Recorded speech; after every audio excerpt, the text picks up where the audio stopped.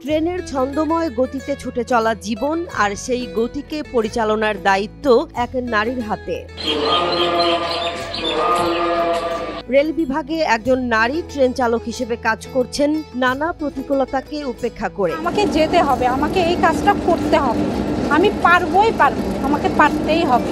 তার সাহসিকতা আর আত্মবিশ্বাসে মুগ্ধ রেল বিভাগের কর্মকর্তা এবং সাধারণ যাত্রীরা। ট্রেন চালাচ্ছে নারীরা, এটা আমাদের নারী জাতির জন্য অনেক গর্বের। 4 সন্তানের মা হয়েও ফরিদা বেছে নিয়েছেন ট্রেন চালানোর মতো চ্যালেঞ্জিং পেশা। প্রথমে ভয় পেলেও এখন ট্রেনের স্টেশন থেকে স্টেশনে ছুটে চলার এই কাজটিকে ভালোবেসে ফেলেছেন তিনি। আমি যখন অন ডিউটি করি তখন আমার মাথার সেন্সে কাজ করে আমার পিছনে অনেক যাত্রী আছে, তাদেরকে নিরাপদে ঘরে পৌঁছায় দেওয়া, এটা হচ্ছে আমার প্রথম কাজ। নারী হওয়ায় তাকে প্রতিনিয়ত নানান সমস্যার সম্মুখীন হতে হয়, কিন্তু কখনো দমে যাননি ফরিদা। ট্রেনের যান্ত্রিক ত্রুটি হলে নিজের হাতেই তা সমাধান করার সাহস দেখান তিনি। তার এই সাহসিকতা ও পেশাদারিত্বে মুগ্ধ হয়েছেন রেল কর্তৃপক্ষ। এটা কিন্তু মেয়েদেরকে নিয়ে সবাই ভয় থাকে। লালমনিরহাটের রেল স্টেশনে নতুন অধ্যায়ের সূচনা করেছেন ফরিদা। ফরিদার এই যাত্রা শুধু তার নিজের নয়, এটি গোটা দেশের নারীদের জন্য এক বড় উদাহরণ। তার সাহসিকতা নতুন প্রজন্মের নারীদের প্রেরণা যোগাবে। এটা দেখে আমরা অনেক অনুপ্রাণিত হচ্ছি।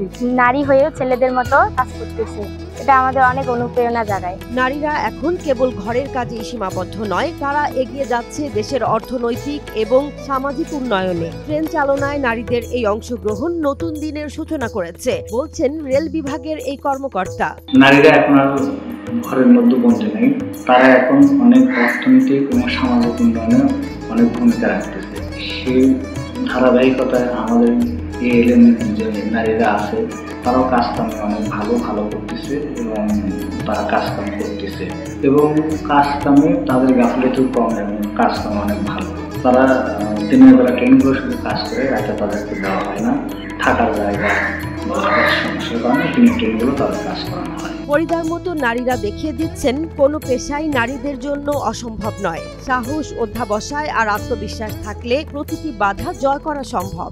9/9/2014 সালে প্রথম রেল বিভাগের সঙ্গে আমি যুক্ত হয়েছি।